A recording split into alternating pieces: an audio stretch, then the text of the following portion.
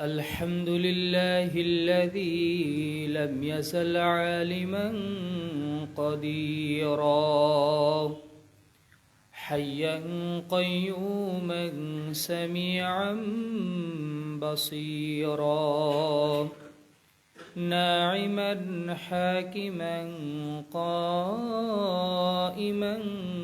خبيرا واجدا ماجدا شاهدا نصيرا فأشهد أن لا إله إلا الله وحده لا شريك له وأكبره تكبيرا وأشهد أن محمدًا عبد الله ورسوله الذي أرسله إلى الناس كافة بشيرا ونذيرا وداعيا إلى الله بإذنه وسراجا منيرا صلى الله تعالى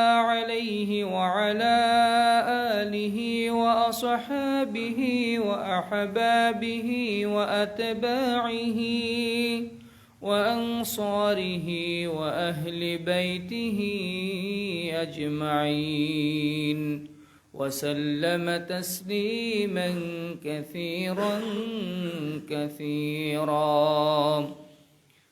أما بعد فقد قال الله تعالى في القرآن المجيد فأعوذ بالله السميع العليم من الشيطان الرجيم بسم الله الرحمن الرحيم يا أيها الذين آمنوا اتقوا الله ولتنظر نفس ما قدمت لغد واتقوا الله إن الله خبير بما تعملون ولا تكونوا كالذين نسوا الله فأنساهم أنفسهم أولئك هم الفاسقون. وقال النبي الأمين صلى الله عليه وسلم عن شداد بن أوس رضي الله عنه قال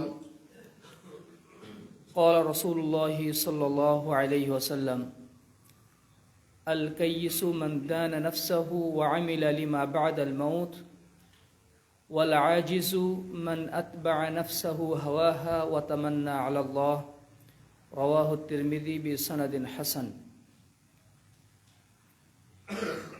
যাবতীয় প্রশংসা সেই মহান রব্বুল আলামিনের জন্য নিবেদিত, যে মহান রব্বুল আলামিন আমাদেরকে এক সপ্তাহ পরে আজকের এই জুমার দিনে তার মেহমান হয়ে তার ঘরে আজকের এই খুতবাতে আমাদের একত্রিত হওয়ার তৌফিক দান করেছেন, সেই মহান আল্লাহ পাকের শুকরিয়া আদায় করছি অন্তঃস্থল থেকে আলহামদুলিল্লাহ।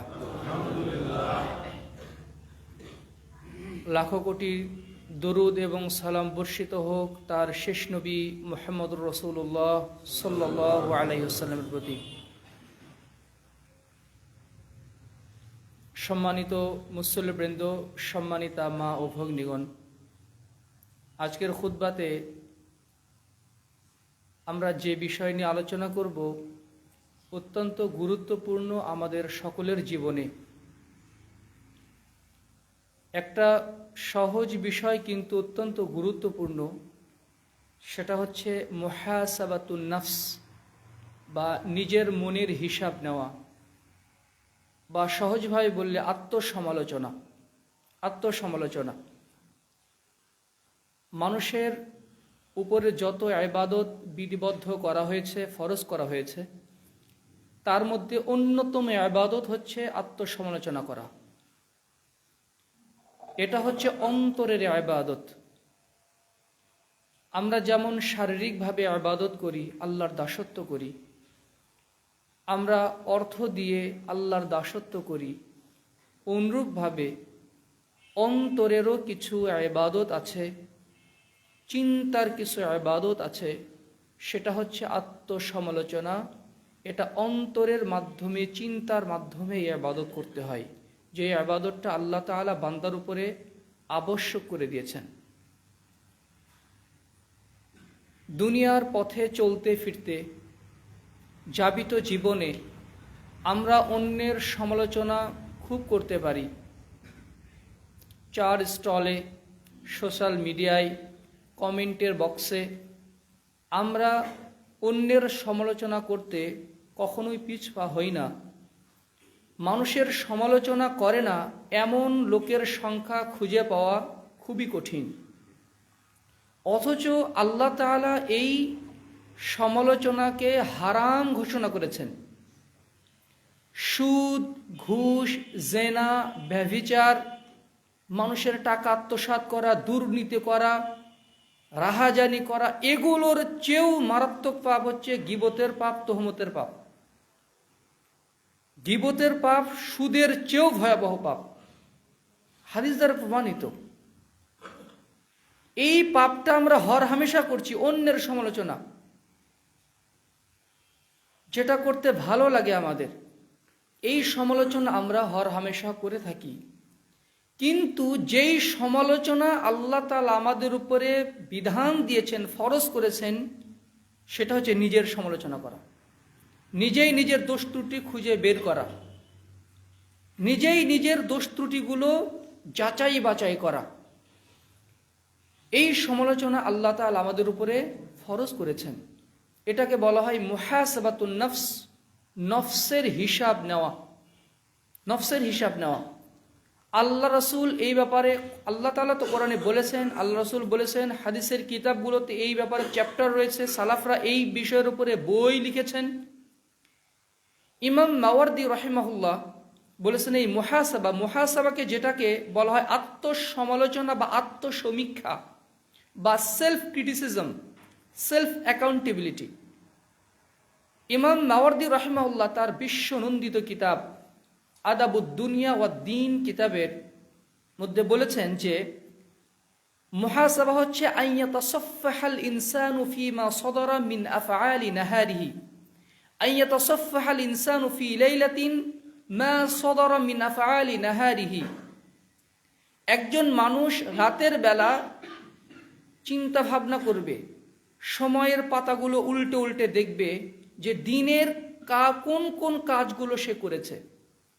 ফাইন কানা মাহমুদান আমদাহু আতবাহু বিমা শাকা লাহু, যদি দেখে আজকের দিনের এই এই কাজটা আমার ভালো ভালো হয়েছে, আলহামদুলিল্লাহ, ওই কাজটা ভবিষ্যতে যেন আরো সুন্দরভাবে সৌকর্যের সাথে যেন ওই কাজগুলো করা যায়, সে ব্যাপারে সে দৃঢ় সংকল্পবদ্ধ হবে।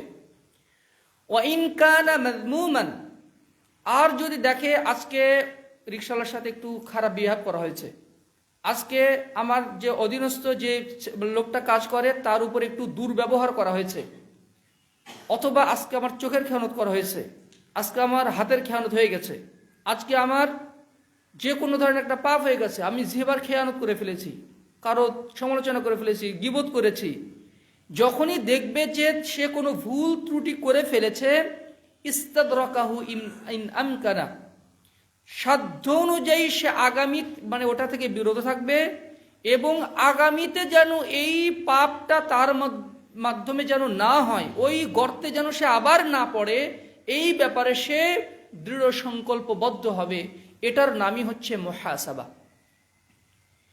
ইমাম ইবনুল কাইয়িম জাওজিয়্যি রাহিমাহুল্লাহ মাদারিজুস সালিকিনের প্রথম খণ্ডে 170 নম্বর পৃষ্ঠায় আলোচনা করেছেন, মুহাসাবা হচ্ছে, আত্মসমালোচনা হচ্ছে একজন মানুষ তার জন্য ফরজ ইবাদত কোনগুলো, তার নফল ইবাদত কোনগুলো, তার কি কি কাজ করা প্রতিদিন উচিত, আর কি কি কাজগুলো অনুচিত, কোন ভুলগুলো তার মধ্যে হরহামেশা হয়ে যাচ্ছে, এগুলো সে মনের চোখ দিয়ে ফাইন্ড আউট করবে, এগুলো সে যাচাই বাছাই করবে, এবং যেগুলো আল্লাহর অসন্তুষ্টিমূলক কাজ এগুলো থেকে সে নিজেকে সর্বতভাবে বিরত রাখবে, আল্লাহর সন্তুষ্টিমূলক কাজে সে নিজেকে ব্যস্ত রাখবে।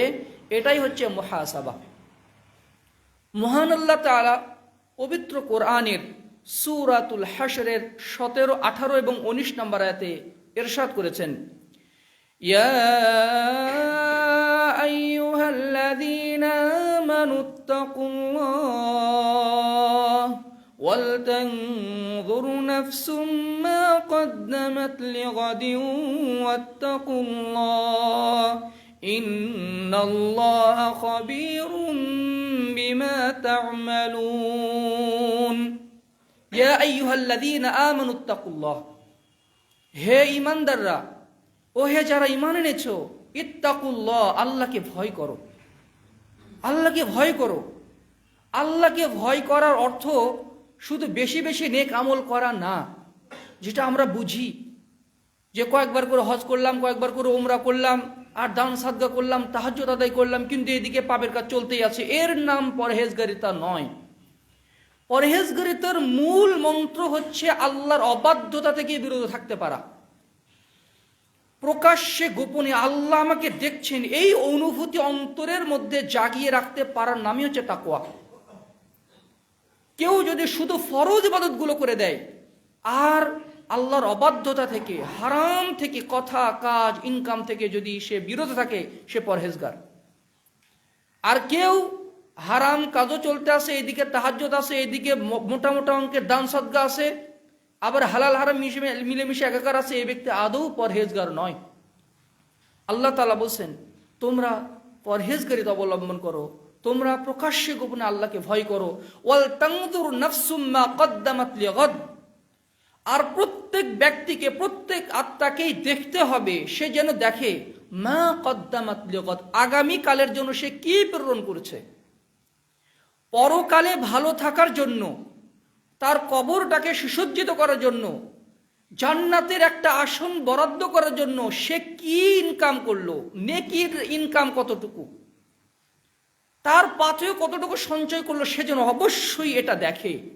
আল্লাহ তাআলা নির্দেশ দিয়েছেন ওয়াত্তাকুল্লাহ, আবার বলছেন আল্লাহকে ভয় করো, ইন্নাল্লাহা খাবীরুম বিমা তা'মালুন, তোমরা কি করো, কি না করো, কি দেখো, কি শোনো, আল্লাহ সবই জানেন। আল্লাহ সবই জানেন। রাতের অন্ধকারে হোক, নির্জন জায়গায় হোক, তোমরা কোথায় যাও, কি করো, কি খাও, কি দেখো, কি ঘ্রাণ নাও, কি বলো, আল্লাহ সবই জানেন।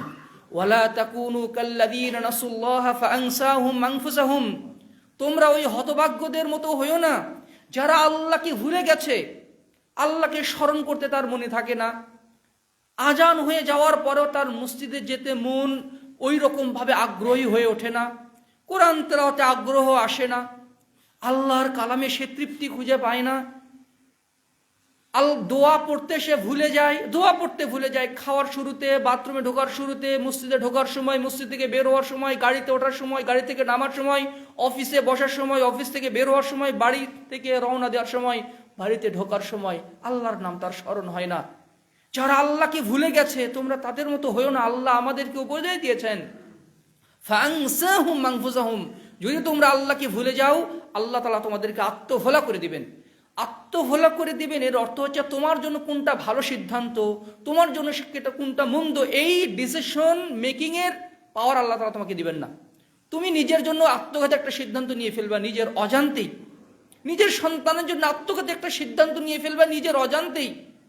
নিজের জন্য কোনটা ভালো, কোনটা মন্দ, এই বাস বিচার করার যে যোগ্যতা, যে নিয়ামত আল্লাহ ওটা ছিনিয়ে দিবেন কেউ যদি আল্লাহকে ভুলে যায়। আর যারা আল্লাহকে ভুলে যায়, ফাউলাইকা হুমুল ফাসিকুন, তারাই হচ্ছে পাপাচারী, তারাই হচ্ছে ফাসিক, তারাই হচ্ছে পাপিষ্ট। এই আয়াতের ব্যাখ্যাতে তাফসিরে সাহালাবিতে ইসবিন আব্দুস সালাম রাহিমাহুল্লাহ তিনি বলছেন, আজমাআল উলামাউ আলা উজুবি মুহাসাবাতিন নফস ফিমা সাদারা মিন আফআলি নাহারি আলা উজুবি মুহাসাবাতিন নফস ফিমা সাদারা মিনাল আমাল ওয়া ফিমা ইউস্তাকবালু মিনহা। এই আয়াতের মাধ্যমে ওলামায়ে কেরাম ইজমা করেছেন, ওলামায়ে কেরামের ঐক্যমত্য হয়ে গেছে যে মুহাসাবা করা, নফসের হিসাব নেওয়া, আত্মসমালোচনা করা বান্দার উপরে ফরজ করা হয়েছে। কিসের ব্যাপারে? অতীতের যে আমলগুলো হয়ে গেছে এই ব্যাপারে বান্দা মুহাসাবা করবে, নফসের হিসাব নিবে, চিন্তা ভাবনা করবে, এবং ভবিষ্যতে তার ইমানের, আকীদার এবং আমলের প্ল্যানিং কি, ভবিষ্যতের কাজের ব্যাপারেও মুহাসাবা করা তার উপরে ফরজ করা হয়েছে। সুবহানাল্লাহ বিহামদিহি, সুবহানাল্লাহিল আযীম। আমরা ভবিষ্যৎ ফিউচার প্ল্যানিং করি, তাই না? ফিউচার প্ল্যানিং, যে আমরা 10 বছর পর ব্যবসাটাকে কোন পর্যায়ে দেখতে চাই, তারপরে আমার সন্তানের জন্য জমি কিনলাম, বাড়িটা একটু বড় করে করলাম, তারপরে হচ্ছে মানে আরো কত কিছু সন্তানের জন্য ব্যাংক অ্যাকাউন্ট করে দিলাম, যেন ভবিষ্যতে সে বড় হলে তার যেন কোনো সমস্যা না হয়। সন্তানকে ঘিরে, স্ত্রীকে ঘিরে, ব্যবসাকে নিয়ে, নিজের জীবনকে নিয়ে, নিজের ক্যারিয়ারকে নিয়ে আমরা ফিউচার প্ল্যানিং করি, অথচ আমি কয়দিন বাঁচবো তার কোনো গ্যারান্টি নেই। এই ফিউচার প্ল্যানিং আল্লাহ তাআলা অতি প্ল্যানিং, এটা কিন্তু অপছন্দ করা হয়েছে ইসলামে। যখন মানুষ দীর্ঘদিন বেঁচে থাকার আকাঙ্ক্ষা করে, তখন সে মৃত্যুকে দূরবর্তী ভাবে, তখন সে আমলে গাফলাতি করে বসে। কিন্তু বান্দা যদি এই দৃঢ় বিশ্বাস যদি রাখে যে কোনো মুহূর্তে আমাকে আল্লাহর পানে পাড়ি জমাতে হবে, তাহলে সে আমলে সে তৎপর হয়ে উঠবে, উদ্যমী হয়ে উঠবে। আমরা ব্যবসার ক্ষেত্রে, চাষাবাদের ক্ষেত্রে আমরা যেই প্ল্যানিংগুলো করি, যে এত টাকা ইনভেস্ট করলাম, মুনাফা আসবে এতটুকু, সেগুলো দিয়ে এই ব্যবসাতে লাগাবো, এটা করব, সেটা করব। কিন্তু আমরা এই প্ল্যানিংগুলো করি রাতে ঘুমানোর আগে, ঘুম থেকে উঠে, সালাতের মধ্যে, রাস্তাঘাটে চলতে ফিরতে। এই প্ল্যানিংগুলো আমাদের মাথায় সবসময় ঘুরপাক খায়, কিন্তু আমাদের মধ্যে এই চিন্তাগুলো আসে না, আমার মাধ্যমে তো এই পাপ কাজটা হামেশা হয়ে যায়, আমার এই পাপ কাজ থেকে আমি কিভাবে বাঁচতে পারি? আমার যদি এখন মরণ হয়ে যায়, তাহলে আমি কবরের সওয়াল জবাবের কি উত্তর দিতে পারবো? আমার কবরটা কি আলোকিত হবে, নাকি জাহান্নামের টুকরা হয়ে যাবে? আমি কি একজন জান্নাতি মানুষ, নাকি একজন জাহান্নামী মানুষ? আমার যে টুটা ফাটা আমল, এই আমল নিয়ে কি আমি আল্লাহর কাছে দাঁড়াতে পারবো? বিশ্বাস করুন, মানুষ যদি এই চিন্তা ভাবনাকে যদি একটু অন্তরে ঠাঁই দেয়, তার জীবন সফলতার পানে ডানা মেলবে। আল্লাহ তাআলা এটাই বলেছেন, তুমি শুধু অতীতের না, অতীতের পাপের ব্যাপারও, আমার যৌবনকালে আমি কত পাপ কাজ করেছি, আমার এই গতকালকে আমার কত ভুলগুলো হয়ে গেছে, সোশ্যাল মিডিয়াতে এত বেশি সময় দিচ্ছি কেন আমি, যেটা আমার প্রয়োজনও নেই, সেটা দেখতে দেখতে আমার সময় চলে যাচ্ছে। ওই সময়টা তো আমি আল্লাহর জিকির করতে পারতাম, ওই সময়টা 2 বার সুবহানাল্লাহ আলহামদুলিল্লাহ পড়তে পারতাম।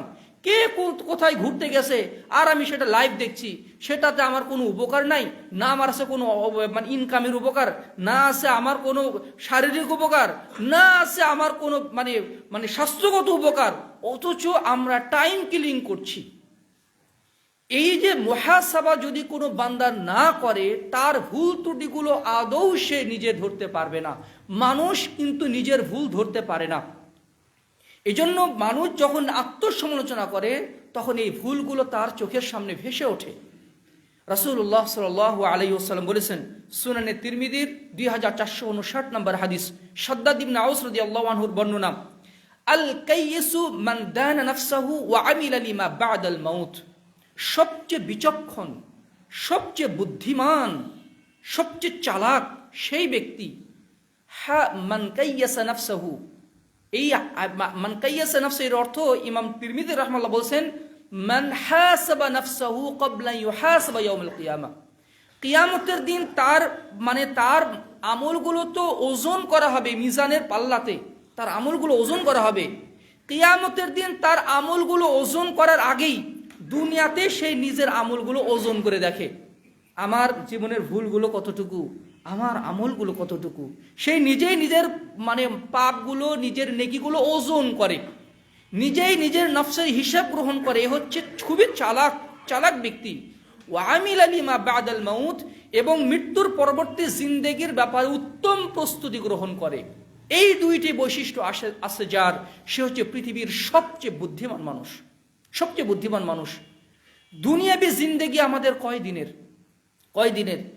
আমাদের যদি টাকা পয়সা ধন দৌলত মানে দুনিয়ার বাদশাহও যদি আমাদেরকে দিয়ে দেওয়া হয়, আমরা এই দুনিয়াটাকে পুরোপুরিভাবে আমরা ভোগ করতে পারবো না, এটা সম্ভব না।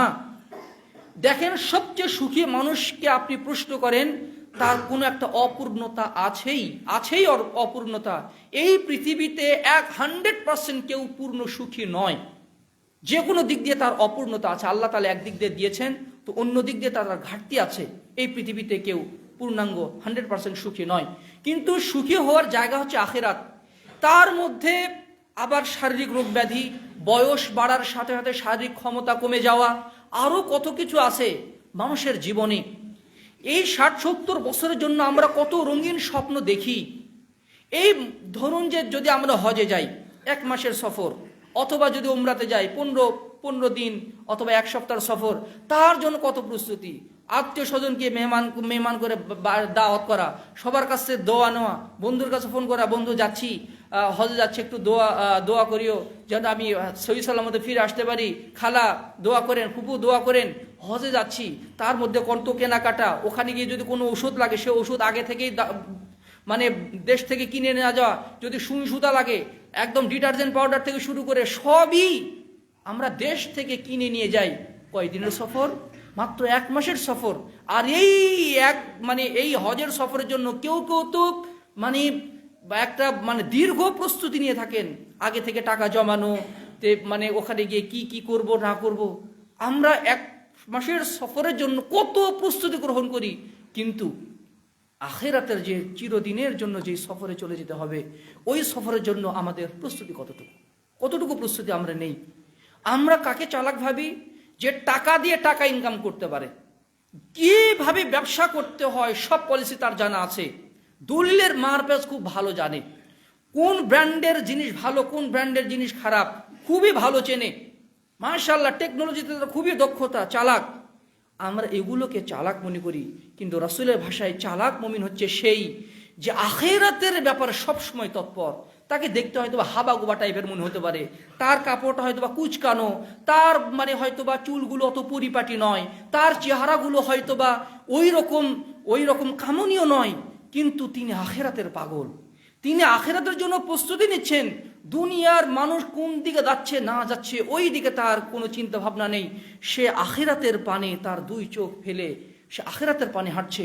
রাসূল সাল্লাল্লাহু আলাইহি ওয়াসাল্লাম বলেছেন এই ব্যক্তি হচ্ছে সবচেয়ে বুদ্ধিমান।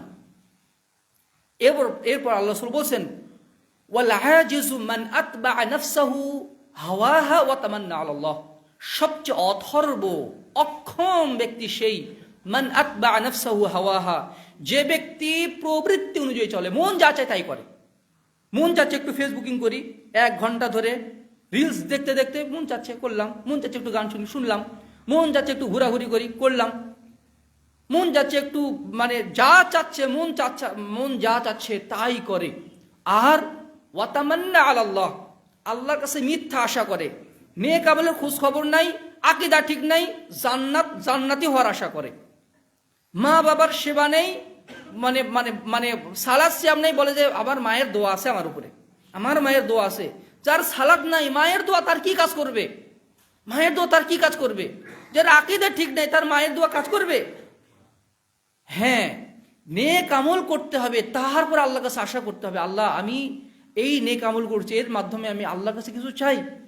নেক আমল না করে, আল্লাহর আনুগত্য না করে মিথ্যা দাবি করা, এই যে বর্তমান সময়ে যারা মুশরিক তারাও নিজেদেরকে বলে তৌহিদি জনতা, এটা হচ্ছে আল্লাহর প্রতি মিথ্যা আশা করা। যার আকীদা ঠিক নেই সে কখনোই তৌহিদি জনতা হতে পারে না। আল্লাহর কাছে মিথ্যা আশা যারা করে আর যারা প্রবৃত্তি অনুযায়ী চলে, মন যা চায় তাই করে, আল্লাহ রাসূল তাদের বলছেন এরা অথর্ব, এরা অযোগ্য, এরা হচ্ছে সবচেয়ে অক্ষম ব্যক্তি।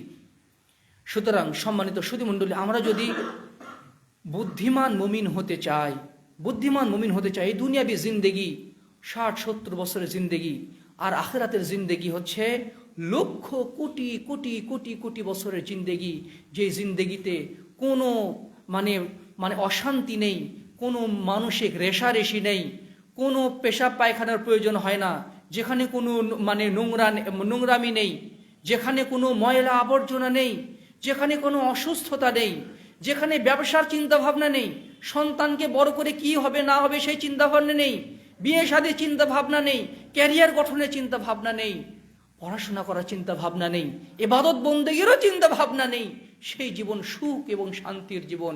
সেই জীবন শুধু প্রশান্তির জীবন, যে জীবনে কোনো রোগ ব্যাধি থাকবে না, ওষুধ খাওয়ার কোনো প্রয়োজন হবে না, অ্যাক্সিডেন্টের ভয় থাকবে না, সম্মান হারানোর কোনো ভয় থাকবে না, ভাইয়ের সাথে ভাইয়ের যে রেষারেষি বিদ্বেষ এগুলো কিছুই থাকবে না। সেই জীবন হবে শান্তি এবং শান্তির জীবন। ওই জীবনের জন্য যারা স্বপ্ন দেখে তারাই তো প্রকৃত স্বপ্নচারী মানুষ, তারাই তো প্রকৃত সফল মানুষ। যারা ক্ষণস্থায়ী জীবনের স্বপ্ন দেখে আর এর পিছনে সময় ব্যয় করে ওই দীর্ঘস্থায়ী স্বপ্নকে যারা চিরস্থায়ী সেই সুখের নিবাস জান্নাতকে যারা ভুলে থাকে, তার চেয়ে বোকা, তার চেয়ে আহাম্মক আর কে থাকতে পারে? ইমাম মুহাম্মদ ইবনু ইদ্রিস আশ-শাফিঈ রাহিমাহুল্লাহ তিনি বলেছেন, আকালুন নাস মান তারাকা দুনিয়া ক্বাবলা আন তাতরুকাহু। সবচেয়ে বিবেকবান মানুষ ওই ব্যক্তি যার মধ্যে 5টা গুণ আছে। 1, মান তারাকা দুনিয়া ক্বাবলা আন তাতরুকাহু, দুনিয়া তাকে পরিত্যাগ করার আগেই সে দুনিয়াকে পরিত্যাগ করে ফেলে। দুনিয়া অর্থাৎ সে মৃত্যুর আগেই দুনিয়ার স্বার্থ, দুনিয়ার মানে যেই স্বার্থগুলো আছে দুনিয়াকে মানে সে বর্জন করে ফেলে দুনিয়া থেকে পরিত্যাগ করার আগেই। 2, ওয়া আনারা কবরাহু ক্বাবলা আন ইয়াসকুনাহু, কবরে যাওয়ার আগেই কবরকে জীবদ্দশাতে আলোকিত করে ফেলে। সুবহানাল্লাহ বিহামদিহি। নেক আমলের মাধ্যমে কবর আলোকিত হয়, কোরআন তেলাওয়াতের মাধ্যমে কবর আলোকিত হয়, ইমানের পরিচর্যার মাধ্যমে কবর আলোকিত হয়, বেশি বেশি জিকির আজকার করলে কবর আলোকিত হয়, সালাত সিয়াম যথাযথভাবে আদায় করলে কবর আলোকিত হয়। যেই বান্দা কবরে যাওয়ার আগেই কবরটাকে আলোকিত করে ফেলে ওই বান্দা হচ্ছে সবচেয়ে বিবেকবান বুদ্ধিমান বান্দা। 3, ওয়ারদা রাব্বাহু ক্বাবলা আন ইয়ালকাহু, রবের সাথে সাক্ষাতের আগেই জীবদ্দশাতে রবকে সন্তুষ্ট করে ফেলে। সুবহানাল্লাহ বিহামদিহি। রবকে সন্তুষ্ট করে ফেলে রবের মুখোমুখি হওয়ার আগেই। এই পৃথিবীর প্রত্যেক মানুষকে আল্লাহর সামনে দাঁড়াতে হবে, প্রত্যেক মানুষকে আল্লাহর সামনে দাঁড়াতে হবে, নিজের জীবনের সকল হিসাব আল্লাহর সামনে পেশ করতে হবে। এই দুনিয়াতে আপনি কোটিপতি, আপনার কাছে কেউ হিসাব নেবে না, আপনার ব্যবসার হিসাব কেউ আপনার কাছ থেকে নেবে না, কিন্তু আল্লাহর কাছে আমার আপনার জীবনের প্রত্যেকটা সময়ের পাই পাই করে হিসাব দিতে হবে আল্লাহর সামনে। ইয়াউমা ইয়াকুমুন নাসু লিরাব্বিল আলামিন, সেই দিন মানুষ সবাই আল্লাহর সামনে দাঁড়াবে। এই আয়াতটা আব্দুল্লাহ ইবনে উমর রাদিয়াল্লাহু আনহু যখনই পড়তেন তিনি স্থির থাকতে পারতেন না, কান্না করতে করতে তিনি দাঁড়িয়েও থাকতে পারতেন না, তিনি মাটিতে শুয়ে যেতেন। সুবহানাল্লাহ বিহামদিহি। ওই তীব্র অনুভূতি আমাদের মধ্যে যদি জাগতো কতই না ভালো হতো। গ্রামের মোড়ল যদি একজন গিলটি, একজন যদি মানে অপরাধী অপরাধ করেছে, সে জানে তার বিচার হবে, গ্রামের মোড়ল তার বিচার করবেন। আগের রাতেই যদি মোড়লের পাটা ধরে যদি বলে আমি ভুল করেছি, আমাকে ক্ষমা করে দেন, আর জীবনে ভুল কাজ করব না, যে তার বিচার করবে তাকে যদি আগে সন্তুষ্ট করে ফেলে, আগামীকালকে বিচার, গ্রামের সবাই মুরব্বী সবাই উপস্থিত থাকবে, সবার সামনে তার বিচার হবে। কিন্তু যে বিচার করবে সে রাতের বেলা তার পাটা ধরে কান্নাকাটি করে তাকে সন্তুষ্ট করে ফেলেছে। বিচারক বলছে আচ্ছা ঠিক আছে বাবা, মানে তোমাকে মাফ করে দিলাম, আর যেন এগুলো করো না। আচ্ছা বলেন তো, কোনো অপরাধী যদি বিচারের আগেই বিচারককে যদি সন্তুষ্ট করে ফেলে তাহলে তার বিচার সহজ হবে নাকি হালকা, সহজ হবে নাকি কঠিন হবে? এর দুনিয়াবী ক্ষেত্রে একটা উদাহরণের জন্য বলছি। ইমাম শাফি রাহমাতুল্লাহ বলছেন, ওয়ারদা রাব্বাহু ক্বাবলা ইয়ালকাহু, কেউ যদি কবরে যাওয়ার আগে আল্লাহর সাথে সাক্ষাতের আগে দুনিয়াতে ইবাদত বন্দেগীর মাধ্যমে কান্নাকাটি করে তওবা ইস্তেগফারের মাধ্যমে আল্লাহকে যদি সন্তুষ্ট করতে পারে সে হচ্ছে সফল মানুষ। 3, 4, ওয়াসাল্লাল জামাআতা ক্বাবলা আন তুসাল্লা আলাইহিল জামাআতু, তার উপরে জানাজার সালাত আদায়ের আগেই সে জীবদ্দশাতে 5 ওয়াক্ত সালাতের পাক্কা মুসল্লি হয়ে যায়। এবং 5, ওয়াহাসাবা নাফসাহু ক্বাবলা ইউহাসাবা ইয়াউমাল কিয়ামাহ, কিয়ামতের দিন যখন মিজানের পাল্লাতে তার আমল নেকি এবং বদি মাপা হবে, ওই মাপা মাপির আগেই দুনিয়াতে সে তার নিজের আমলগুলো নিয়মিত মেপে মেপে দেখার চেষ্টা করে। এই ব্যক্তি হচ্ছে প্রকৃত বুদ্ধিমান, প্রকৃত বুদ্ধিমান। সুবহানাল্লাহ। আল ইয়াউমা আমালুন বিলা হিসাবিন ওয়া গাদান হিসাবুন বিলা আমালিন, আজকে শুধু আমল করার সময়, আজকে কেউ হিসাব নেবে না, কেউ আপনাকে বলবে না আপনি নিয়মিত সালাত আদায় করেন কিনা, আপনি দান সাদকা করেন কিনা, আর আপনি নিয়মিত জিকির আজকার করেন কিনা, যদি জিকির আজকার না করেন আপনাকে শাস্তি দেওয়া হবে। এই দুনিয়াতে কেউ আপনার হিসাব নিবে না, কেউ হিসাব নেবে না। আজকে সকাল সন্ধ্যার আপনি জিকির করছেন কিনা, আজকে কি কোরআন তেলাওয়াত করেছেন, 5 ওয়াক্ত সালাত কি ঠিক মতো হচ্ছে, জামাতের সাথে কি ঠিক মতো হচ্ছে, কেউ আপনার হিসাব নেবে না। আজকে শুধু আমলের সময়, হিসাবের সময় নয়। আর পরকাল হচ্ছে শুধু হিসাবের সময়।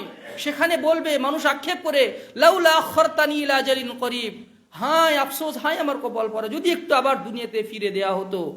লাউ আন্না লানা কাররাতান ফানাকুনা মিনাল মুহসিনিন, আমাকে যদি দুনিয়াতে আবার ফিরে দেওয়া হতো তাহলে আমি নেককার বান্দা হয়ে আবার তোমার কাছে আসতাম, হে আল্লাহ। কিন্তু সেই দিন ওই আক্ষেপ আর কোনোই কাজে আসবে না। কিয়ামতের দিন মিজানের পাল্লাতে মানুষের নেকি, মানুষের পাপ পরিমাপ করা হবে। সেই দিন এই বিশ্ববাসী সবাই নতজানু হয়ে ভয়ে থরথর করে আল্লাহর সামনে কাঁপতে থাকবে। কেউ সামান্যতম কটা টু শব্দ উচ্চারণ করতে পারবে না। মহান রব্বুল আলামিন যখন বিচার কার্য করার জন্য যখন তিনি হাসরের ময়দানে নেমে আসবেন, একমাত্র রাসূল সাল্লাল্লাহু আলাইহি সাল্লাম আল্লাহর সামনে কথা বলবেন। আর পৃথিবীর কোনো মানুষ আল্লাহর সামনে কথা বলতে পারবে না। ভয়ে তারা নত জানু হয়ে তারা ভীত সন্তুষ্ট অবস্থায় থাকবে, মাথা নিচু করে থাকবে। সুবহানাল্লাহ বিহামদিহি। সেই দিন যারা সফল হবে তারাই তো প্রকৃত সফল, তারাই প্রকৃত সফল। সেই দিন যারা জান্নাত পাবে তারাই প্রকৃত সফল। ইমাম আহমদ ইবনে হাম্বল রাহিমাহুল্লাহ, তিনি দারিদ্র কষ্টে নিষ্পেষিত একজন মানুষ, নির্যাতিত একজন মানুষ। তার সন্তান তাকে বলছে, আব্বা কবে আমাদের শান্তি আসবে, কবে আমাদের শান্তি আসবে, এই অশান্তিময় জীবন কবে সুখের দেখা পাবো। তখন বাবা ছেলেকে বলছে, বাবা যেই দিন তুমি জান্নাতে প্রথম পাটা রাখবে সেই দিন থেকেই তোমার শান্তির জীবন শুরু হবে। সুবহানাল্লাহ বিহামদিহি, সুবহানাল্লাহিল আযীম। জান্নাতে যাওয়ার আগ পর্যন্ত বান্দার প্রকৃত শান্তি কখনোই সে পায় না। ফামান যুহজিহা আনিন নারি ওয়া উদখিলাল জান্নাতা ফাকাদ ফাজ। যাকে জাহান্নাম থেকে মুক্তি দেওয়া হলো, যাকে জান্নাত দেওয়া হলো, সেই তো প্রকৃত সফল, সেই প্রকৃত সফল। যে কোটি কোটি টাকা ইনকাম করতে পেরেছে কিন্তু আল্লাহর সামনে সম্পর্ক, সুসম্পর্ক গড়ে তুলতে পারেনি, ওই ব্যক্তি তো ব্যর্থ মানুষ, ওই ব্যক্তি ব্যর্থ মানুষ। কিন্তু যে ব্যক্তি রিক্সা চালক কিন্তু আল্লাহর সাথে তার সুসম্পর্ক গড়ে উঠেছে, ওই ব্যক্তি হচ্ছে সফল মানুষ। সুবহানাল্লাহ বিহামদিহি। সম্মানিত সুধী মণ্ডলী, ইমাম ইবনুল কাইয়িম জাওজিয়া রাহিমাহুল্লাহ ইগাসাতুল লাহফান কিতাবের মধ্যে বলেছেন যে, হাসিব নাফসাকা, তুমি তোমার আন-নাফসু কাশ-শারীকিল খাওয়ান ইন লাম তুহাসিবহু যাহাবা বিমালিক। মানুষের নফস হচ্ছে বিশ্বাসঘাতক ব্যবসায়ী পার্টনারের মতো। তুমি যদি নিয়মিত এর হিসাব নিকাশ না নাও তাহলে তোমার নেক আমল সব নিয়ে সে চম্পট দিবে, সে পালিয়ে যাবে, তোমাকে সর্বশান্ত করে ছাড়বে।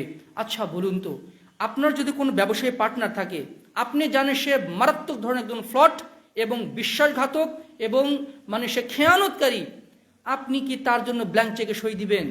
অথবা সে ব্যবসা করছে, প্রোডাক্ট কিনছে, কত টাকায় কিনছে, কত টাকায় বিক্রি করছে, আপনি কিছুই হিসাব রাখেন না, কিছুই হিসাব রাখছেন না। সে কয় টাকা ইনকাম করছে, কত টাকা ব্যবসা করছে, দিনে ইনকাম কত হলো, মাসিক ইনকাম কত হলো, মাসে কত হলো। আপনি যদি কোনো বিশ্বাসঘাতক কোনো মানুষকে যদি আপনার ব্যবসার দায়িত্ব ছেড়ে দেন তাহলে সর্বশান্ত হতে সময় লাগবে না, সর্বশান্ত হয়ে যাবেন। ইমাম ইবনুল কাইয়িম বলছেন, এই বিশ্বাসঘাতক ব্যবসায়িক দায়িত্বশীল আপনার ম্যানেজার অথবা আপনার ব্যবসায়ী পার্টনার যতটা আপনার জন্য ক্ষতিকর, সে হয়তো বা আপনার সম্পদগুলো নিয়ে নিবে, এর বেশি কোনো ক্ষতি করতে পারবে না। কিন্তু তার চেয়েও বেশি ধ্বংসাত্মক হচ্ছে মানুষের বিশ্বাসঘাতক মন। এই মন সবসময় মন্দপ্রবণ। ইন্নান নাফসা লাআম্মারাতুম বিসসু, মানুষের মন হচ্ছে সবসময় মন্দের দিকে ধাবিত হয়, এই মনকে কন্ট্রোল করতে হয়। তিনি বলেছেন, একজন স্বৈরাচারী শাসক তার প্রজাদের উপরে পিঠের উপরে চাবুক মেরে যেভাবে কর আদায় করে, তুমি নফসের উপরে ওইভাবে নিয়মিত হিসাব নিকাশ নিয়ে তার কাছ থেকে তোমার দায়গুলো মুক্তি করে নাও। সুবহানাল্লাহ বিহামদিহি। সামান্য একটু শারীরিক বিশ্রাম দিয়ে কত নেকি যে হাতছাড়া হয়ে গেছে। এই মনটাকে একটু শুধু খুশি করার জন্য আল্লাহর কত অবাধ্যতা হয়ে গেছে। এই চোখকে একটু ভালো লাগার জন্য আল্লাহর কত অবাধ্যতা হয়ে গেছে। সব হচ্ছে মনের খায়েশ, সব হচ্ছে মনের খায়েশ। সুবহানাল্লাহ বিহামদিহি, সুবহানাল্লাহিল আযীম। সম্মানিত সুধী মণ্ডলী, এই মুহাসাবার মাধ্যমে বান্দা কি ফলাফল অর্জন করে? প্রথম ফলাফল হচ্ছে এই মুহাসাবার মাধ্যমে বান্দা পরকালীন মানে কিয়ামতের হিসাব নিকাশ তার জন্য সহজ হয়ে যায়। ইমাম সাহাবী আমিরুল মুমিনিন ওমর ইবনে খাত্তাব রাদিয়াল্লাহু আনহু বলেন, হাসিবু আনফুসাকুম ক্বাবলা আন তুহাসাবু ইয়াউমাল কিয়ামাহ, কিয়ামতের দিন তোমাদের হিসাব নিকাশ নেওয়ার আগেই দুনিয়াতে তুমি নিজের হিসাব নিকাশ নাও, তোমার নেক আমলের হিসাব নাও, তোমার পাপের হিসাব নাও, তোমার দিনগুলো কোন পথে যাচ্ছে, তোমার জীবন জান্নাতের দিকে হাঁটছে নাকি জাহান্নামের দিকে হাঁটছে, নিয়মিত তোমার নেকি বেশি অর্জন হচ্ছে নাকি পাপ বেশি অর্জন হচ্ছে। আল্লাহ তোমার কাছ থেকে একদিন অবশ্যই অবশ্যই হিসাব নেবেন। ওই হিসাব নেওয়ার আগেই নিজেই নিজের হিসাব নাও। ওয়াজাইয়িনু ওয়াজিনু ক্বাবলা আন তুজানু ইয়াউমাল কিয়ামাহ, তোমার এই মানে আমল তো মাপা হবে পাল্লাতে, মিজানের পাল্লাতে মাপা হবে, তার আগে তুমি নিজের আমলগুলো পাল্লায় মেপে দেখো। ওয়াজাহিজু লিল আরদিল আকবার, আর মহাপ্রকাশের দিনের জন্য প্রস্তুতি গ্রহণ করো। ইয়াউমাইযিন তুরাদুনা লা তাখফা মিনকুম খাফিয়া, সেই দিন কোনো কিছুই গোপন থাকবে না, সব প্রকাশ হয়ে যাবে। আমি গোপনে কত পাপ কাজ করেছি কেউ জানে না, পৃথিবীর কেউ জানে না আমি কি কাজ করেছি। কিয়ামতের দিন গোটা বিশ্ববাসীর সামনে সেগুলো প্রকাশ করে দেওয়া হবে। সুবহানাল্লাহ বিহামদিহি। এই জন্য হাসান বসরি রাহিমাহুল্লাহ বলছেন, আল মুমিনু ইউহাসিবু নাফসাহু ওয়া ইয়ালামু আন্না লাহু মাওকিফান মিন ইনদিহি ইয়াউমাল কিয়ামাহ, মুমিন বান্দা সবসময় মুহাসাবা করে, নফসের হিসাব গ্রহণ করে, কারণ তার বিশ্বাস, দৃঢ় বিশ্বাস আছে কিয়ামতের দিন একদিন আমাকে আল্লাহর সামনে দাঁড়াতে হবে। ওয়াল মুনাফিকু ইয়াগফুলু আন নাফসিহি, আর মুনাফিক হচ্ছে নিজের নফস সম্পর্কে গাফেল থাকে। মন কি চাচ্ছে, মনের ইচ্ছা কি, মানে জীবন কোন দিকে যাচ্ছে সে কোনো দেখভাল করে না, মনের পরিচর্যা করে না, এ হচ্ছে মুনাফিক। রাহিমাল্লাহু আবদান নাযারা ইলা হামমিহি ক্বাবলা নুজুলিল মালাকিল মাউত বিহি, তিনি দোয়া করে বলছেন, আল্লাহ ওই ব্যক্তির প্রতি রহম করুন, আল্লাহ ওই ব্যক্তির প্রতি দয়া করুন যে তাহার উপরে মালাকুল মাউত নাজিল হওয়ার আগেই নিজের নফসের দিকে একটু চেয়ে দেখে কি বেহাল দশায় আমার নফসটা আছে। মানুষের শারীরিক যেমন খাদ্যের প্রয়োজন হয়, মানুষের নফসের খাদ্য আছে, এই খাদ্যের প্রয়োজন হয়। জমিনে উৎপন্ন খাদ্য যদি আমরা খাই শরীর ভালো থাকে, আর নফসের খাদ্য হচ্ছে আল্লাহ প্রদত্ত জিকির, আল্লাহ প্রদত্ত ইবাদত। ওই খাদ্য দিয়ে অন্তরকে সবসময় পরিতুষ্ট রাখতে হয়। সম্মানিত সুধীমণ্ডলী, আমরা যদি কয়েকদিন না খেয়ে থাকি, আপনি 3-4 দিন খাবেন না, পানি পান করবেন না, কোনো কিছু খাবেন না, কিছুই খাবেন না, দেখবেন যে আপনার শরীরগুলো দুর্বল হয়ে গেছে, চোখগুলো দৃষ্টি ঝাপসা হয়ে গেছে, আপনি দাঁড়াতে পাচ্ছেন না, শরীরটা অসুস্থ লাগছে, দুর্বলতা ফিল করবেন। কয়েকদিন যদি শরীরে যদি খাদ্যের যোগান আপনি বন্ধ করে দেন। আর নফসের যে খাদ্য আছে, নফসের খাদ্য হচ্ছে সালাত, নফসের খাদ্য হচ্ছে চিন্তা ভাবনা মুহাসাবা, নফসের খাদ্য হচ্ছে কোরআন তেলাওয়াত, নফসের খাদ্য হচ্ছে আল্লাহর সৃষ্টিরাজি নিয়ে একটু চিন্তা ভাবনা করা, নিজের মৃত্যুকে নিয়ে একটু স্মরণ করা, নিজের কবরের জীবনকে নিয়ে একটু চিন্তা ভাবনা করা, নিজের জান্নাত জাহান্নামকে নিয়ে চিন্তা ভাবনা করা, এগুলো হচ্ছে নফসের খাদ্য। আপনি যখন নিয়মিত নফসকে খাদ্য দিবেন না, দেখবেন যে অন্তরটা শক্ত হয়ে যাবে, অসুস্থ হয়ে যাবে। তখন যে কোনো নেক আমল করতে আগ্রহ পাবেন, আগ্রহ হারিয়ে ফেলবেন। আমরা অনেকেই আছি নেক আমলে আগ্রহ নাই, কোন দিনের কথা শুনতে আগ্রহ আসে না, মসজিদে একটু আগে ভাগে আসবো, আগ্রহ পাচ্ছি না। এটা হচ্ছে অন্তর অসুস্থ হওয়ার লক্ষণ। ক্যান্সারের যেমন সিমটম আছে, ডায়াবেটিসের যেমন সিমটম আছে, বড় বড় রোগের যেমন একটা নমুনা প্রকাশ পায়, লক্ষণ প্রকাশ পায়, যেই লক্ষণ দেখে ডাক্তার বলতে পারে আপনার এই রোগ হয়েছে, যেটা মানে আলট্রাসোনোগ্রামে অথবা মানে ইসিজিতে অথবা এমআরআই যেগুলো ধরা পড়ে, শরীরের কোথায় কোন রোগ ব্যাধি আছে সব ধরা পড়ে। আর মুহাসাবা হচ্ছে ওই এমআরআই, যেটা নফসের স্ক্যান করবে এবং নফসের ভিতরে কি কি ভুল ত্রুটি আছে সবগুলো আপনার চোখের সামনে দিবে। যখন দেখবো যে আমার মাধ্যমে অনেক ভুল ত্রুটি হয়ে যাচ্ছে, আল্লাহর সামনে আমাকে দাঁড়াতে হবে, তখন ওই বান্দা সতর্ক হয়ে যাবে। আর 2 নম্বর উপকারিতা হচ্ছে মানুষের অন্তর সুস্থ থাকবে যদি নিয়মিত মুহাসাবা করা হয়, কারণ এর মাধ্যমে নিয়মিত অন্তরকে খাদ্যের যোগান দেওয়া হয়। আমাদের যদি কখনো মানে রোগ হয়, ধরুন কারো মানে মারাত্মক একটা অ্যাক্সিডেন্ট হলো, তিনি কি করবেন? ডাক্তারের কাছে যাবেন। যদি বেড়ার ডাক্তার যদি ফেল মারে, তিনি যাবেন হয়তো বা মানে আশেপাশে কোনো মানে বড় হসপিটালে, যদি এই ডাক্তার যদি তার ট্রিটমেন্ট করতে যদি অপারগতা প্রকাশ করেন, তাহলে চলে যাবে ঢাকায়। ঢাকার ডাক্তারও যদি অপারগতা প্রকাশ করে যে এই চিকিৎসা এই অপারেশন আমাদের মাধ্যমে সম্ভব না, হয়তো বা যাবে ইন্ডিয়া, নয়তো বা সিঙ্গাপুর, নয়তো বা হচ্ছে ব্যাংকক, মানে যে কোনো জায়গায় সে যাবে। এই যে শারীরিক রোগ ব্যাধি, আমাদের শরীরে রোগ ব্যাধি হলে জমি বেচে টাকা বেচে আর মানে কষ্ট করে ইনকাম করা জমা করে সেই ব্যাংক ব্যালেন্স খরচ করে আমরা নিজেদের শরীরের চিকিৎসা করি, আমরা আমাদের স্ত্রীদের শরীরের চিকিৎসা করি, আমরা আমাদের সন্তানের চিকিৎসা করি। কিন্তু এই নফসটা যে না খেয়ে মরছে, এই নফসটা যে ক্যান্সারের চেয়েও দুরারোগ্য ব্যাধিতে আক্রান্ত হয়ে আছে, সেই খোঁজ কয়জন রাখে?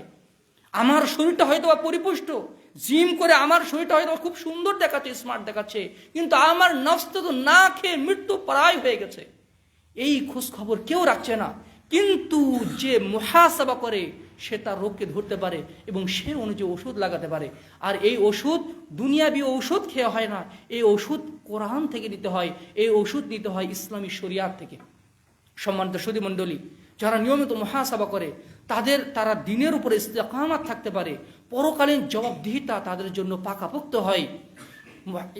রাসূল সাল্লাল্লাহু আলাইহি ওয়াসাল্লামের সাহাবী ওমর ইবনে খাত্তাব রাদিয়াল্লাহু আনহু রাতের বেলা ঘরের দরজা লাগিয়ে দিয়ে পা মাটিতে মেরে বলতেন, ইয়া ওমর মা ফাআলতাল ইয়াউম, ওমর বলো আজকে জান্নাতে যাওয়ার জন্য কতটুকু আমল করছো? ওমর বলো জাহান্নাম থেকে বাঁচার জন্য তোমার আমল কতটুকু? বলো হে ওমর বলো, খুব তো তুমি আমিরুল মুমিনিন হয়ে গেছো। নিজেকে তিনি এইরকম ভাবে শাসাতেন, ধমকাতেন। সুবহানাল্লাহ বিহামদিহি সুবহানাল্লাহিল আযীম। আমি কি কখনো নিজেকে কখনো ধমকিয়েছি? আমি তো মানুষকে আরো থাপড়াই, আমি মানুষকে আরো ধমকের উপরে রাখি। আমাকে কে ধমকাবে? আমাকে কে শাস্তি দিবে? আমার অধীনস্থ ব্যক্তিরা যদি ভুল কাজ করে আমি তাদেরকে শাস্তি দিই, কিন্তু আমাকে কে শাস্তি দিবে? আমার ভুলগুলোকে ধরিয়ে দিবে? ওমর ইবনে খাত্তাব, যিনি জান্নাতের সুসংবাদ প্রাপ্ত সাহাবী, যাকে দেখলে আজ শয়তান ওই রাস্তা দিয়ে হাঁটতো না, যার ব্যাপারে রাসূল সাল্লাল্লাহু আলাইহি ওয়াসাল্লাম বলেছেন, ওমর তুমি যে রাস্তা দিয়ে হাঁটো ওই রাস্তা দিয়ে শয়তান হাঁটে না। হে ওমর, আমার পরে যদি কোনো নবী হতো তাহলে তুমি হতে সেই নবী। ওমর, তোমার বালাখানা, তোমার প্রাসাদ আমি জান্নাতে দেখে আসলাম। এই ওমর রাদিয়াল্লাহু আনহু নিয়মিত ঘরের দরজা জানলা লাগিয়ে দিয়ে নিজেকে ধমকে ধমকে নিজেকে শাসাতেন। সুবহানাল্লাহ বিহামদিহি, শুধু পরকালীন জবাবদিহিটা নিজের ভিতরে জাগরুক করার জন্য। সুবহানাল্লাহ বিহামদিহি। মাইমুন ইবনে মেহরান রাহিমাহুল্লাহ, যিনি ছিলেন একজন বিখ্যাত তাবিঈ, তিনি বলছেন, লা ইয়াকুরুল আবদু মিনাল মুমিনিন হাত্তা ইউহাসিবা নাফসাহু ক্বাবলা আন ইউহাসিবা আশাদ্দা মুহাসাবাতি শারিকিহি। একজন মানুষ ততক্ষণ পর্যন্ত পরহেজগার হতে পারবে না যতক্ষণ না সে তার ব্যবসায়ী পার্টনারের কাছ থেকে যত কঠোরভাবে হিসাব নেয় তার চেয়েও বেশি অধিক কঠোর হয়ে নিজের নফসের হিসাব নেয়। এত কঠোরতা নফসের উপরে কেউ যদি না করে তাহলে সে ততক্ষণ পর্যন্ত মুত্তাকি হতে পারবে না। আবু দারদা রাদিয়াল্লাহু আনহু তিনি বলতেন, লা ইয়াকুনু রাজুলু কুল্লাল ফিকহি হাত্তা ইয়ামকুতান নাস। একজন ব্যক্তি ততক্ষণ পর্যন্ত সমঝদার হতে পারবে না যতক্ষণ না সে মানুষকে যতটুকু নেককার নিজেকে যতটুকু নেককার মনে করে তার চেয়ে মানুষকে বেশি ভালো মনে করে, অর্থাৎ নিজের চেয়ে মানুষকে বেশি ভালো মনে করে। হাসান বসরি রাহিমাহুল্লাহ তিনি বলছেন, লা ইয়াজালুল আবদু বিখাইরিন মা কান লা ইয়াজালুল আবদু বিখাইরিন, বান্দা ততক্ষণ পর্যন্ত কল্যাণের উপরে থাকবে, মা কানা লাহু ওয়া'দুম মিন নাফসিহি ওয়া কানাতিল মুহাসাবাতু মিন হাম্মিহি, যখন তার অন্তর ভিতরে নিজের ভিতরে একটা ওয়াইজ থাকবে, পরামর্শদাতা থাকবে, তার একজন উপদেষ্টা থাকবে, তার অন্তর নিয়মিত মুহাসাবার মাধ্যমে তাকে সবসময় নেক কাজের দিকে পরামর্শ দিবে। ওয়াকানাতুল মুহাসাবাতু মিন হাম্মিহি, আর সমস্ত সময় সে শুধু চিন্তা ভাবনা করবে, মুহাসাবা করবে। মুহাসাবা এমন একটি ইবাদত যে ইবাদতের জন্য ওযু করা লাগে না, যে ইবাদতের জন্য মসজিদে আসা লাগে না, যে ইবাদতের জন্য পাঞ্জাবি জুব্বা পরা লাগে না, টুপি পড়তে হয় না, হিজাব পড়তে হয় না, যে এটা এমন একটি ইবাদত অফিসে বসে বসেও সে ইবাদত করা যায়, বিছানায় শুয়ে শুয়ে ইবাদত করা যায়, রাস্তায় চলতে ফিরতে ইবাদত করা যায়। নিজেকে সময় দেওয়া। আমরা বন্ধুদের সময় দেই, আড্ডা করি, সন্তানদের সময় দেই, স্ত্রীকে সময় দেই, কারণ তাদের অধিকার আছে স্ত্রীকে সময় দেওয়া, সন্তানদেরকে আমরা সময় দেই, কিন্তু নিজেদেরকে সময় দেই কখন? আমাদের নিজেদেরও সময় দেওয়ার প্রয়োজন আছে। আমার স্ত্রী আমার যতটা না আপন, আমি নিজের কাছে তার চেয়ে আমি বেশি আপন। আমার সন্তান আমার কাছে যতটা না আপন, আমি নিজের কাছে তার চেয়েও বেশি আপন। এই স্ত্রী কিয়ামতের দিন আমাকে দেখে পালিয়ে যাবে। আমি যে স্বামীকে ভালোবাসি সেই স্বামী কিয়ামতের দিন আমাকে দেখে পালিয়ে যাবে। যেই সন্তানকে জীবনের সকল ইনকাম যার পিছনে খরচ করে যার সুখের স্বপ্ন দেখলাম, সেই সন্তান সন্ততি আমাকে দেখে পালিয়ে যাবে। যেই জনগণের জন্য আমি এত কিছু করলাম, তারাও কিয়ামতের দিন পালিয়ে যাবে। একমাত্র মানুষের একমাত্র আপন হচ্ছেন রব্বুল আলামিন। আপনি অনেক সময় চোখ বুজে খেয়াল করবেন, এই পৃথিবীতে আল্লাহ ছাড়া প্রকৃত আপন কেউ নাই। আল্লাহ ছাড়া প্রকৃত আপন কেউ নাই। স্বার্থে টান লাগলে অনেক গভীর সম্পর্ক, বাবা সন্তানের সম্পর্ক ঘুণে ধরে, মায়ের সাথে সম্পর্ক নষ্ট হয়, স্ত্রীর সাথে সম্পর্ক নষ্ট হয়, সন্তানের সাথে সম্পর্ক নষ্ট হয়। আর আল্লাহর কত অবাধ্যতা করছি, প্রত্যেক দিন আল্লাহর অবাধ্যতা করছি, এরপরও আল্লাহ তাআলা নিঃশ্বাস নেওয়ার তৌফিক দিচ্ছেন, দেখার তৌফিক দিচ্ছেন, প্রতিদিনের খাদ্যের ব্যবস্থা আমাদেরকে আপনাদেরকে করে দিচ্ছেন। এই জন্য নিজেকে সময় দিতে হবে, নিজেকে সময় দিতে হবে। এত ব্যস্ত, ব্যবসা নিয়ে ব্যস্ত থাকি, কৃষিকাজ নিয়ে ব্যস্ত থাকি, সন্তানকে নিয়ে ব্যস্ত থাকি, রান্না বান্নার কাজ নিয়ে কত ব্যস্ত থাকি, কিন্তু নিজেকে একটু সময় দেওয়া হয় না। নিজেকে একটু সময় দেওয়া হয় না। আমাদের একটু সময় দিতে হবে। দৈনিক 10 মিনিট 15 মিনিট, 10 মিনিট 15 মিনিট একটু যদি নিজেকে আমরা সময় দেই, যে আমি নিজেকে নিয়ে ভাববো আমার অঙ্গ প্রত্যঙ্গের আমল কি, আমার এখন যে জিন্দি, আমার যদি এই মুহূর্তে যদি আমার মরণ হয়, আজকে যদি আমার মৃত্যু হয়, আমি কি জান্নাতি হব নাকি জাহান্নামী হব? দেখবেন যে আপনার মন বলবে এই মুহূর্তে যদি মৃত্যু হয়, জান্নাত পাওয়ার আমার কোনো আশা নেই, জান্নাত পাওয়ার আমার কোনো আশা নেই। বান্দা যখন মুহাসাবা করবে, সে নিজেকে আল্লাহর পেয়ারা বান্দা মনে করতে পারবে না। মনে হয় যে আমি তো অনেক আমল করতেছি, আমি তো ওর চেয়ে অনেক ভালো। কিন্তু আপনি মুহাসাবা করেন, নিজের একটু হিসাব নিকাশ নেন, দেখবেন যে আপনার আমার মধ্যে এত ভুল ত্রুটি আছে। একজন তাবিঈ, তিনি আরাফার ময়দানে হাত তুলে আল্লাহর কাছে দোয়া করছেন, আল্লাহ আমি এত খাকসার বান্দা, আমি এত অপদার্থ বান্দা, আমার উপরে অসন্তুষ্ট হয়ে আল্লাহ এই মানুষগুলোর হাত আপনি খালি হাতে ফিরিয়ে দিয়েন না। নিজেকে কত তুচ্ছ মনে করতেন। মুহাম্মদ ইবনে ওয়াসি' রাহিমাহুল্লাহ, যিনি ছিলেন তার সময়কার একজন শ্রেষ্ঠ আবেদ, তিনি বলতেন, লাউ কানা লিযুনুবি রিহুন মা কাদারা আহাদুন আন ইয়াজলিসা ইলাইয়া। আমি এত বড় পাপী, আমার এত পাপ আছে, পাপের যদি কোনো দুর্গন্ধ থাকতো, আমার পাপের দুর্গন্ধে কেউ আমার কাছে আসতে পারতো না, সুবহানাল্লাহ বিহামদিহি, সুবহানাল্লাহিল আযীম। সালাফরা এইভাবে মুহাসাবা করতেন। আমি যদি মুহাসাবা করি, নিজেকে দেখবেন খুবই তুচ্ছ মনে হবে, নিজেকে খুবই তুচ্ছ মনে হবে। আপনার মনে হবে জান্নাতে যাওয়ার জন্য আপনার কোনো আমলই করা হয়নি, জাহান্নাম থেকে ওই গনগনে আগুন থেকে বাঁচার জন্য কিছুই করা হয়নি। সাধারণত দুনিয়ার আগুন একটু হাত লাগলে কত পুড়ে যায়, জ্বালা করে, ফোসকা পরে, কত কিছু হয়। কিন্তু আখিরাতের আগুন তো তার চেয়ে কোটি কোটি গুণের আরো উত্তপ্ত, আরো গরম। ওই আগুনে কিভাবে আমরা থাকবো? শাদ্দাদ বিন আউস রাদিয়াল্লাহু আনহু, তিনি রাতের বেলা ঘুমাতেন, আর কড়াইয়ের উপরে যেভাবে ছোলা লাগলে যেমন ফুটে ওঠে, তিনি ওইভাবে বিছানা থেকে উঠে উজু করে সাথে দাঁড়িয়ে যেতেন এবং বলতেন, জাহান্নামের আগুন আমাকে ঘুমোতে দিচ্ছে না রে, জাহান্নামের আগুন আমাকে ঘুমোতে দিচ্ছে না। সুবহানাল্লাহ বিহামদিহি, সুবহানাল্লাহিল আযীম। মানুষ যখন তার আখিরাতকে নিয়ে চিন্তা ভাবনা করবে, তার দুনিয়াবী জীবন আল্লাহ সুন্দর করে দিবেন। এত স্বার্থ, এত কিছু টানপোড়েন, আল্লাহ তাআলা তাকে এগুলো থেকে মুক্তি দান করবেন। তার স্মুথলি তার জীবন আখিরাতের পানে, সফলতার পানে ডানা মিলবে। সম্মানিত সুধীমণ্ডলী, আমরা যদি নিয়মিত আত্মসমালোচনা করি, নেকির কাজ দিন দিন আমাদের বাড়তে থাকবে। ইমাম গাজ্জালী রাহিমাহুল্লাহ পরামর্শ দিয়েছেন ইহয়া উলুমিদ্দিন কিতাবের মধ্যে, যে একজন বান্দা প্রত্যেক দিন সকালবেলা যেন সে নিজের নফসের সাথে হিসাব নিকাশ করে। একজন ব্যবসায়ী যেমন রাতের বেলা সে খাতা উল্টে দেখে আজকে কত টাকা হিসাব নিকাশ হলো, তিনি ওইভাবেই বলছেন যে একজন ব্যবসায়ী যেমন নিয়মিত তার হিসাব নিকাশ রাখে, কোন প্রোডাক্ট কত টাকা দিয়ে কিনলাম, আজকে সেল কতটুকু হলো, মূল টাকা কতটুকু, তারপরে আমার ইনকাম মুনাফা কতটুকু। এইভাবে যেমন একজন মানুষ হিসাব নিকাশ করে, মানুষকে তার নফসের সাথে বোঝাপড়া করতে হয়। হে নফস, তুমি আমার একমাত্র সম্পদ, আজকে আরেকটা দিন আল্লাহ তাআলা আমাকে উপহার দিয়েছেন। হে নফস, তুমি যদি এই দিনটাকে ভালো পথে ব্যয় করো, তুমি কিয়ামতের দিন শান্তিতে থাকতে পারবে।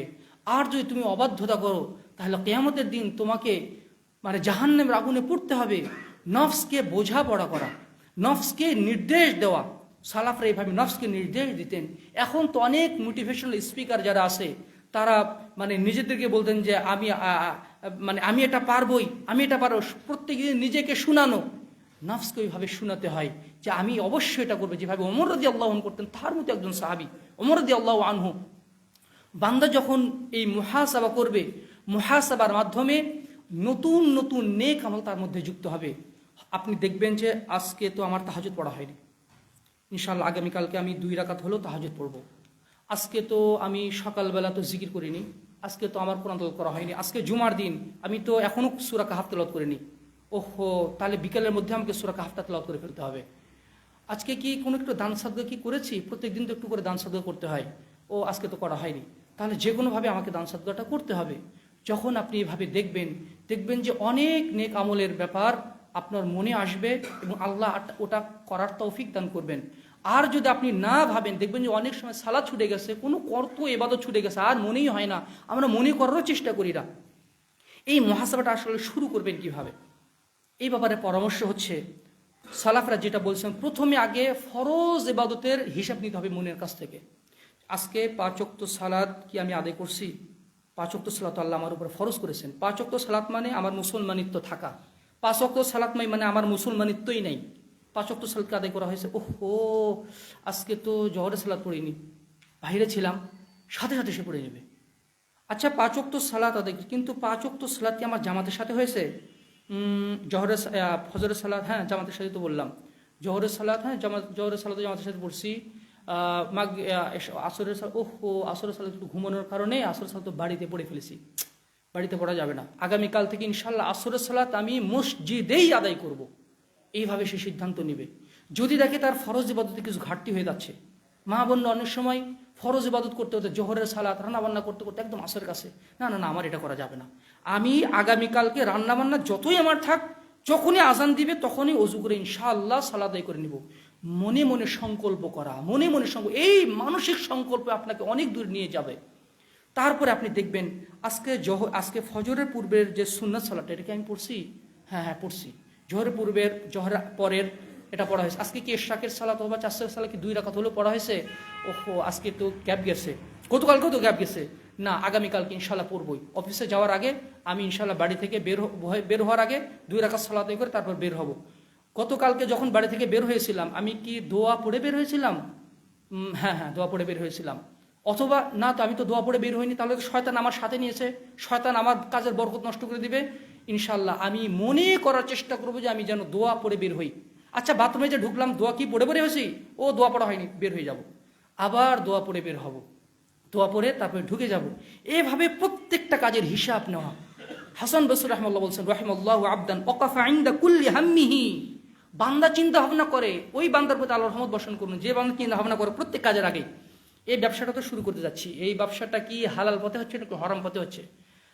একটু সন্দেহ আছে, না না এটা করবো না।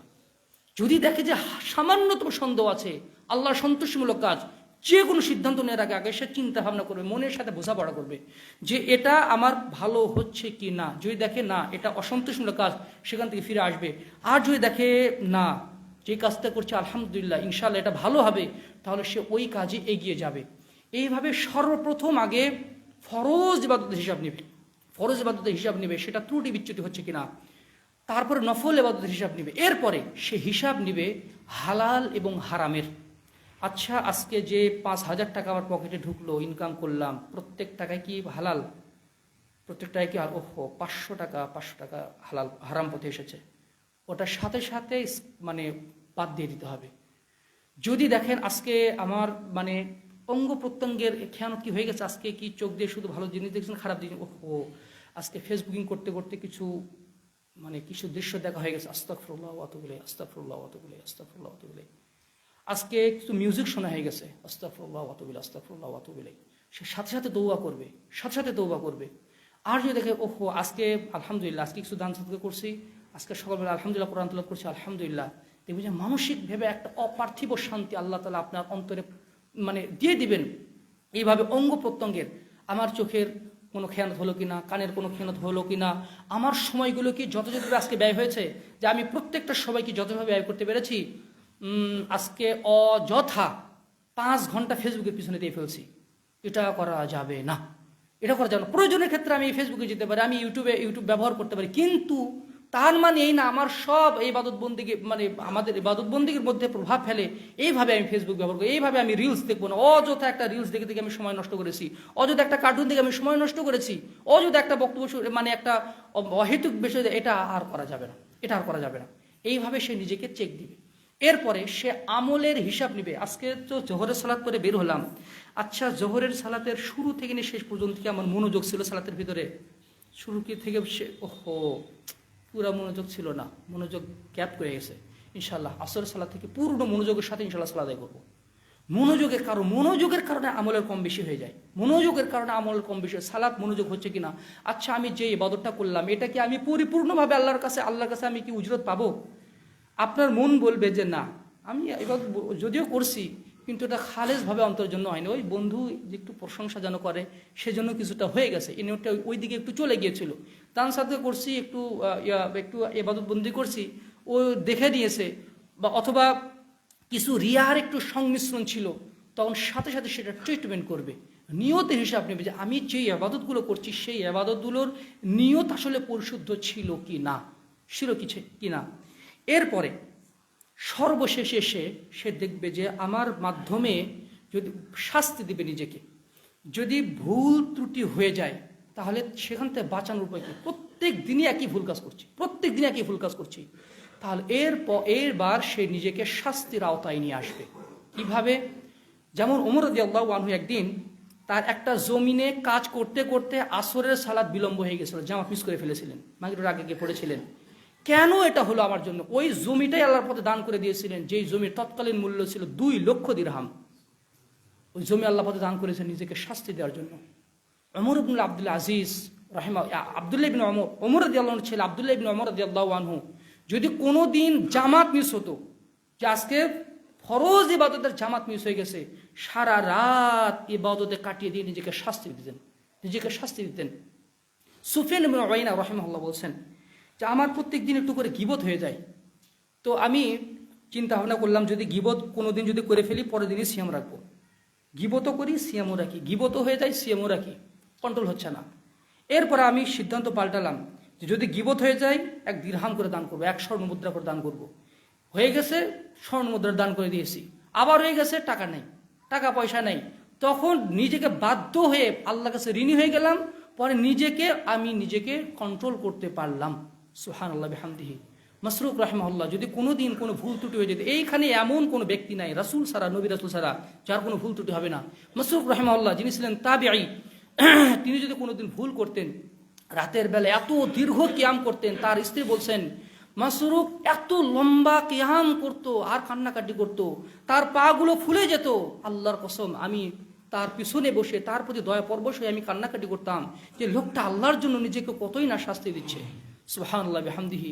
ইবনে আউন রাহিমাহুল্লাহ একদিন তার মা তাকে ডেকেছে, তিনি একটু জোরে জবাব দিয়েছেন, মায়ের কণ্ঠের চেয়ে নিজের কণ্ঠটা একটু বেশি উঁচু হয়ে গেছে, কেন আমার এটা হলো? 2টা গোলাম আজাদ করে দিয়েছেন নিজেকে শাস্তি দেওয়ার জন্য। ওমর ইবনে আব্দুল আজিজ রাহিমাহুল্লাহ একদিন মাগরিবের সালাত একটু লেট করে পড়েছেন, এমন সময় পড়েছেন যে তারা দেখা যাচ্ছে, যদিও তখন মাগরিবের ওয়াক্ত ছিল, কেন আমার এটা হলো? 2টা গোলাম আজাদ করে দিয়েছেন। সুবহানাল্লাহ বিহামদিহি। আমরাও নিজের উপরে একটা জরিমানা আরোপ করতে পারি। আপনি খেয়াল করবেন যে কোন ভুল কাজটা বেশি হয়ে যাচ্ছে নিজের জন্য, আমার মাধ্যমে এই ভুলটা আমার বেশি হয়ে যাচ্ছে, যেই ভুলটা যত বেশি হয় ওই ভুলের উপর একটা জরিমানা আরোপ করেন। আমার যদি এই ভুল কাজ আমি 500 টাকা দান করে দেবো, এটা কেউ আপনার স্ত্রী আপনার সন্তান কারো জানার দরকার নেই, শুধু আল্লাহ রাব্বুল আলামিনই জানুক। আপনি নিজের একটা জরিমানা নির্ধারণ করেন, আমার যদি এটা হয়ে যায় তাহলে 500 টাকা দান করে দেবো, ইনশাআল্লাহ আল্লাহর পথে দান করে দেবো। আর যদি এটা আমার হয়ে যায় আমি 2 পারা কোরআন তেলাওয়াত করবো, 1 পারা কোরআন তেলাওয়াত করবো। আমার যদি এই ভুলটা হয়ে যায় রাতের বেলা 4 রাকাত আমি তাহাজ্জুদ পড়বো, যে কোনো মূল্যে আমি তাহাজ্জুদ সালাত আদায় করবো।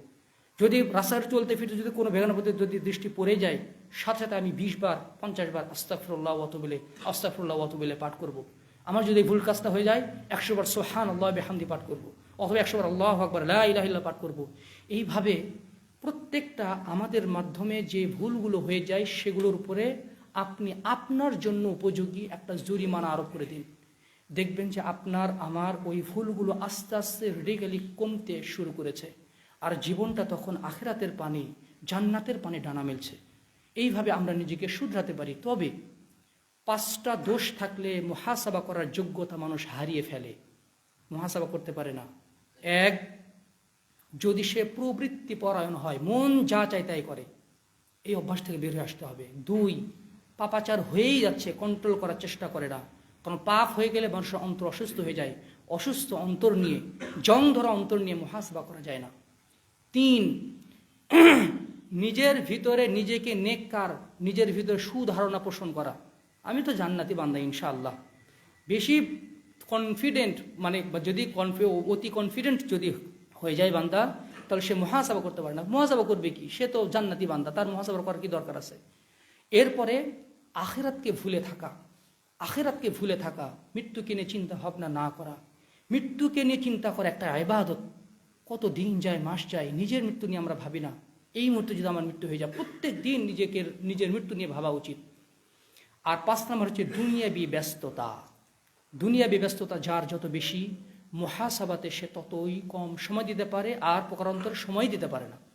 সে তো মানে অন্য কাজে ব্যস্ত থাকে, নিজেকে সময় দেবে কখন? আল্লাহ তাআলা আমাদেরকে এগুলো থেকে, বিরত থেকে নিয়মিত আত্মসমালোচনা, মুহাসাবার এই ইবাদতটা নিয়মিত আমাদেরকে করার তৌফিক দান করুন। এই ইবাদতের উপরেই আমাদের সফলতা এবং ব্যর্থতা নির্ভর করছে। আল্লাহ আমাদের সার্বিক কল্যাণ দান করুন। আল্লাহুম্মা আমিন। আকুলু কওলি হাযা ওয়াস্তাগফিরুল্লাহ লি ওয়া লাকুম ওয়া লিসাইরিল মুসলিমিন ফাস্তাগফিরুহু ইন্নাহু গফুরুর রহিম।